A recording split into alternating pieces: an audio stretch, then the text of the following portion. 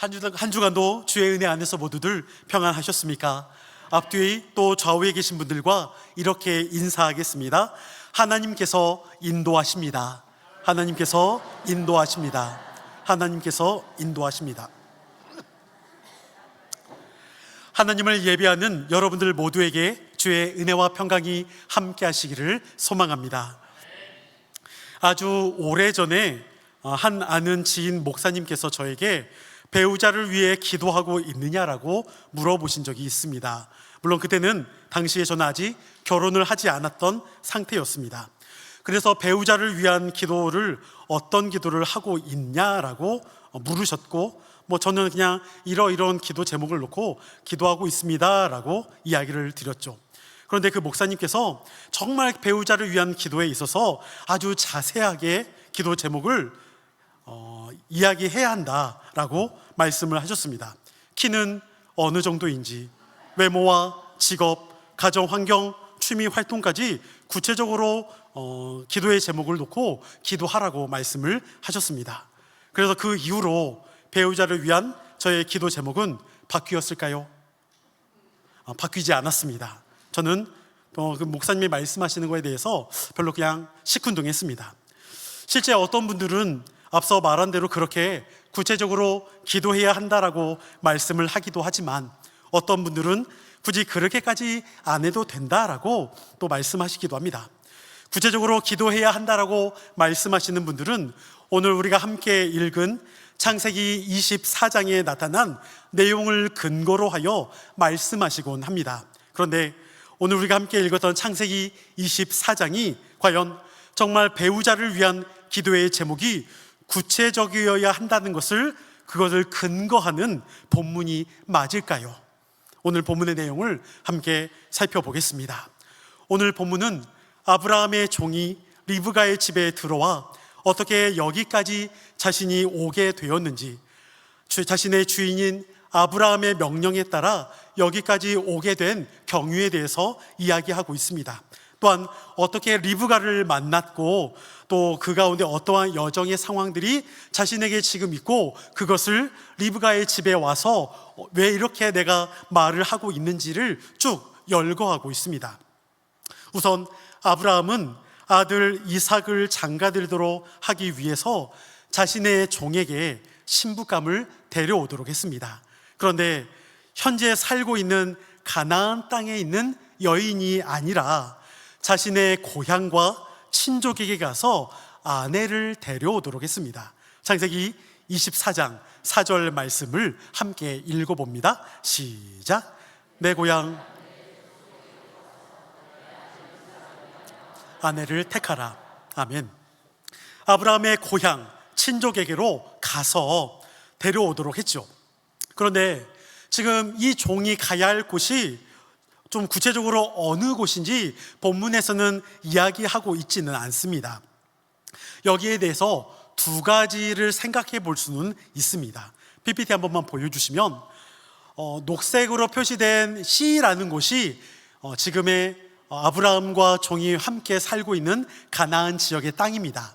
그리고 원래 아브라함의 고향은 A, 즉 메소포타미아 지역의 갈대아 우르입니다. 그리고 B라는 곳은 하나님께서 약속의 땅 가나안 땅으로 가라고 했을 때 강줄기를 따라 가다가 B라는 곳에서 하란입니다. 하란에 잠시 머물러서 약 10년을 그곳에서 생활을 했습니다. 그렇다면 지금의 아브라함의 종이 아브라함의 명령에 따라서 이삭의 신부를 데리러 가기 위해서는 A로 가야 할까요? B로 가야 할까요? 오늘 본문에서는 이것을 구체적으로 나타나 있지는 않지만 뒤에 보게 되면 나중에 이삭과 리브가의 사이에서 태어난 에서와 야곱, 특히나 야곱이 사고를 치고 형 에서를 피해 도망을 가는데, 그때 가는 곳이 어디냐면 외삼촌 라반의 집 하란입니다. 그래서 하란, B라고 되어 있는 이곳 하란 가운데 그곳에 아브라함의 종이 그러니까 이삭의 아내를 얻기 위해서 가게 됩니다. B라는 곳 하란 땅까지 가게 됐는데, C에서 B까지, 즉 가나안 땅에서 하란까지 가는 그 거리도 만만치가 않습니다. 짧게는 600km, 좀 더 길게는 거의 1000km 정도를 가야 합니다. 근데 가는 가운데 낙타를 타고 갔다라고 이야기를 하고 있습니다. 그런데 막상 하란에 도착을 해서도 참 어떻게 누구를 데려가야 할지 고민이 됩니다. 당시에 결혼 정보업체가 있는 것도 아니요, 또한 아브라함의 그 친족들이 어디에 살고 있는지도 정확히 알 수는 없습니다. 그러니 이것을 어떻게 해야 할지 고민이 됩니다. 만약에 저 같으면, 제가 종이라면 이렇게 어떤 큰 푯말을 만들어 놓고 사람을 아마 기다린다라고 할 것 같습니다. PPT 한 번만 보여주시면 이렇죠. 이삭의 얼굴은 어떻게 그릴 수는 없으니까 물음표로 하겠습니다. 공개 구원. 이름은 이삭입니다. 나이는 40세. 부모 아브람과 사레. 그러니까 원래는 아브라함 사라인데 이제 예전 계명 전에 이름으로 해야겠죠. 아브람 사레. 재산은 겁나 많습니다. 왜냐하면 사병만 300명 이상을 거느리고 있다라고 한다면 엄청 많죠. 형제는 아직까지는 없지 않을까 싶습니다. 이 앞에 23장에 가면 사라가 죽게 됐는데 아마 그 사이 몇 년 지나지 않은 상태인 것 같습니다. 나중에는 아브라함 가운데 또한 다른 처들이 생기고 8명 정도의 또 자녀들을 낳게 됐는데 아직까지는 없습니다. 그러니 아브라함의 그 모든 재산이 누구 겁니까? 이삭 거죠. 그러니까 이러한 것들을 어필하면서 공개 구원을 하겠죠. 특징, MBTI 검사를 한다면 ISFJ 정도 나오지 않을까 싶습니다. 아마도 이삭 가운데 온유하고요, 또 아브라함이 자기를 죽이려고 했는데도 참았잖아요. 인내하고, 또 우물을 팠는데도 다른 블레셋에 그냥 갖다 주기도 합니다. 3번이나 팠는데도 다 줍니다. 헌신적이고 평화주의를 볼 수가 있습니다. 그래서 ISFJ로 한번 정해봤습니다. 결혼 정보업체에 맡길 수도 없고 이렇게 하면 신부감을 찾을 수 있을까요? 그런데 그 당시에 이렇게 한다고 신부감이 오는 것도 아닙니다. 결국 아브라함의 종이 선택한 방법은 자신의 주인이었던 아브라함이 믿는 하나님께 기도하는 것이었습니다. 그 하나님의 인도하심을 구하는 것이었습니다. 먼저 42절에서는 내 주인 아브라함의 하나님 여호와여, 만일 내가 행하는 길에 형통함을 주옵소서라고 말합니다. 그러면서 하나님의 인도하심, 징표를 구하는데 그 징표가 오늘 본문의 43절과 44절 가운데 이렇게 이루어지면 하나님이 허락하시는 신부감이라고 믿겠습니다라고 말합니다. 그것이 무엇인지 43절과 44절 말씀을 함께 읽어봅니다. 시작. 내가 이 우물 곁에 서 있다가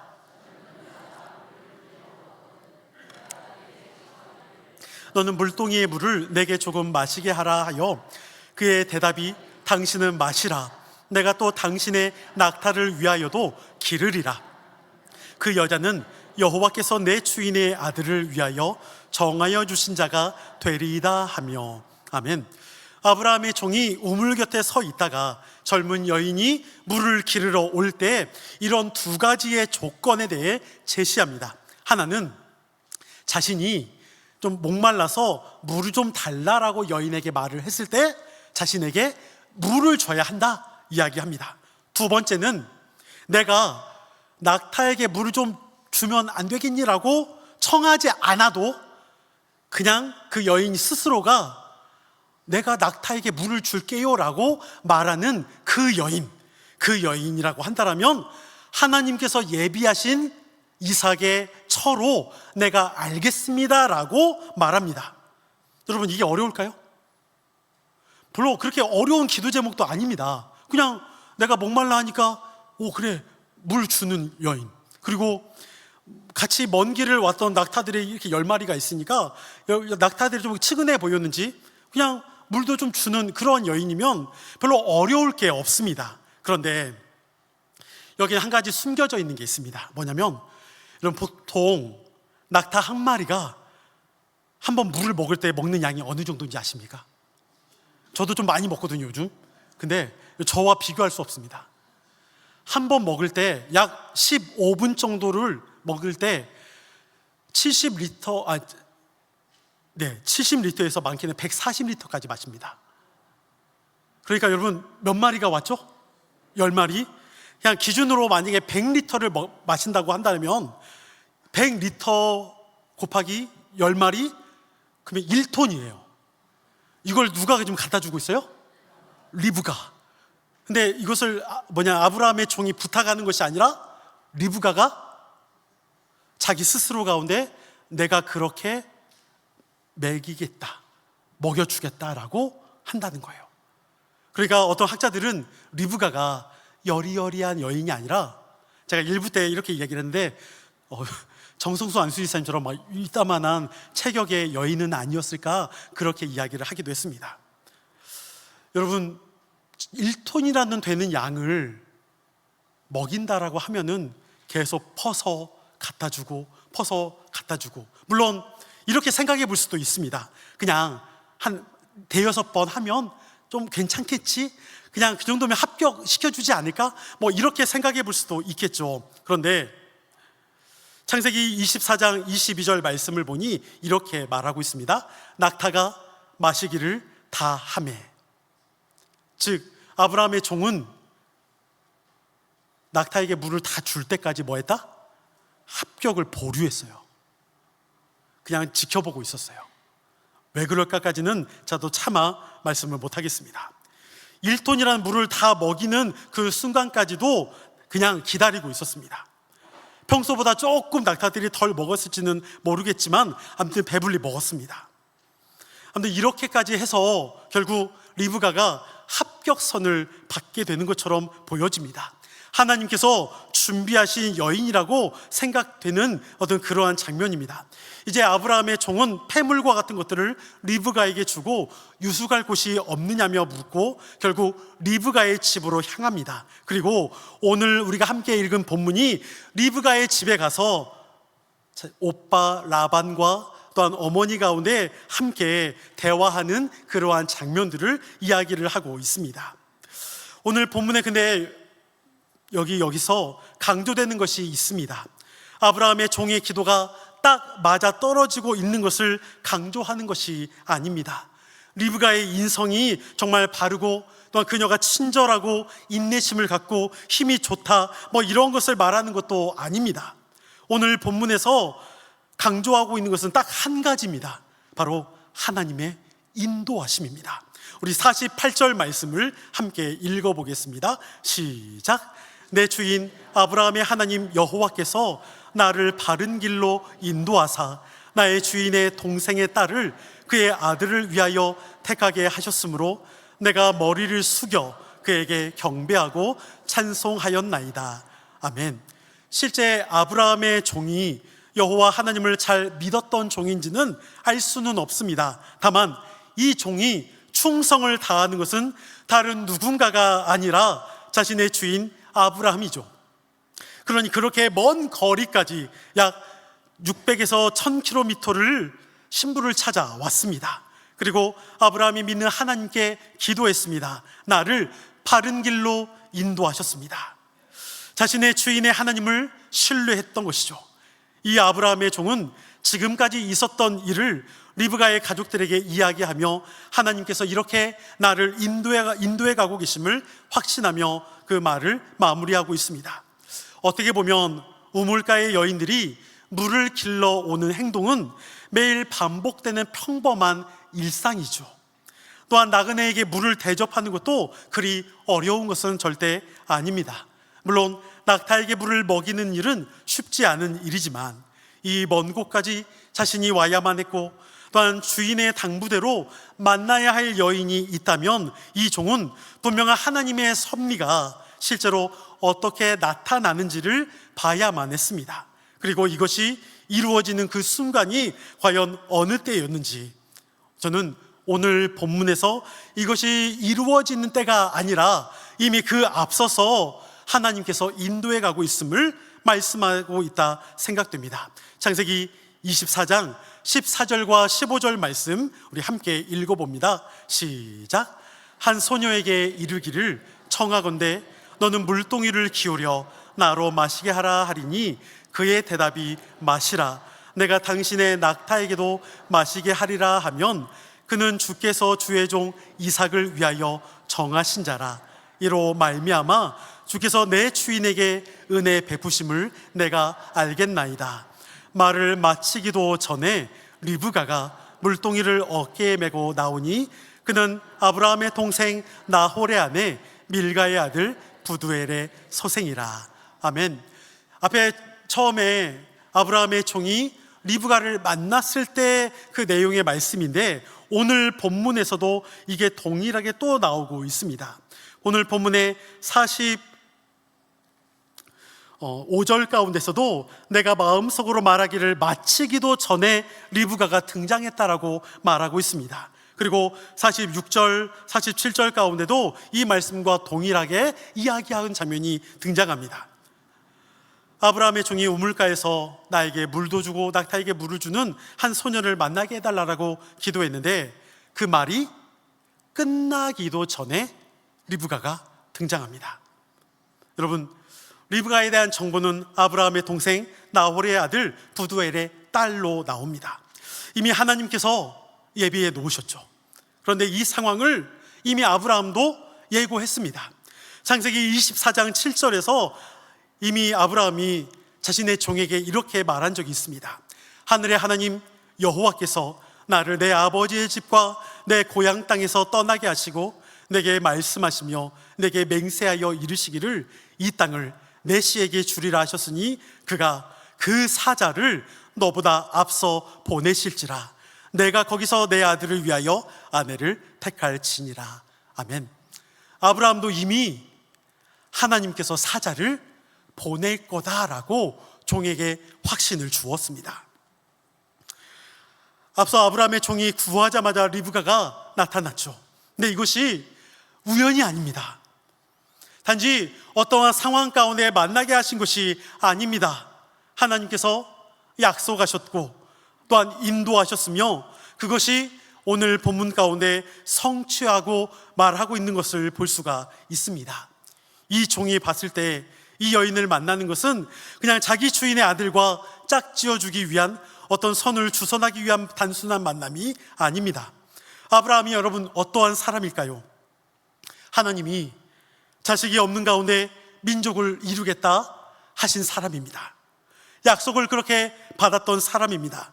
그렇다면 그 하나님의 약속은 다른 누군가가 아니라 오직 사라를 통해, 이미 사라는 죽었지만 사라를 통해 남겨진 이삭 가운데 그 약속을 이루도록 하십니다. 또한 그 약속은 이제 사라 뒤에 이어서 이삭 가운데 함께 가정을 이루게 될 리브가를 통해서 또 하나님이 약속하고 있고 그것이 파노라마처럼 계속적으로 이어지고 있음을 보게 됩니다. 리브가의 이야기는 단순한 남자와 여자가 만나는 순간을 이야기하는 연애 이야기가 아닙니다. 앞에서 제가 이야기했던 누군가를 만나기 위해 인간적인 조건, 기도 제목을 세세하게 기록하고 키가 얼마이고 차가 있어야 하며 아파트가 있어야 하고 스펙이 조금 있고 재산이 있어야 하는 이런저런 조건들을 놓고 기도해야 한다라는 그러한 이야기가 아닙니다.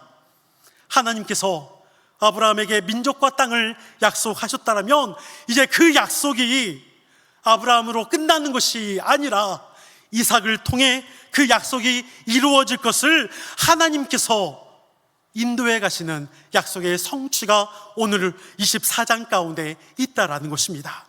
저는 그것이 이 땅을 살아가는 우리에게도 동일하게 약속된 것이라 믿습니다.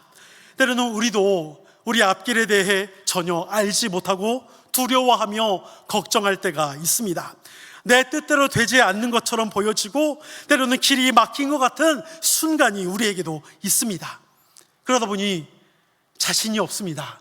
뭔가를 이렇게 해야 하는데 점차 그것이 잘 이루어지지 않아 늘 나만 실패한 것 같고 나만 도태된 것 같고 불안할 때가 있다라는 것입니다. 믿음을 지키며 살아가는 것이 과연 맞는 것일까? 남들은, 아니 내 주변의 사람들 가운데 교회 다니기는 하는데, 신앙생활 하는데 굳이 그렇게까지 믿음을 지키며 살아가는 것 같지도 않고, 적당히 타협하며 살아간데도 잘 살고 있고, 또 어떤 사람들은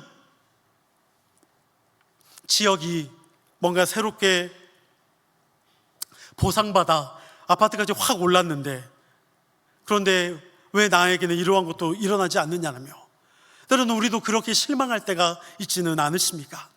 남들은 좀 더 잘 살고 무엇인가 그 앞길이 탄탄하게 이루어지는 것처럼 보여지는데, 왜 내 앞길은 이렇게 하루하루가 고달프고 힘든 일만 있어야 하고 왜 해결이 되지 않느냐며 우리도 답답할 때가 있지는 않으십니까?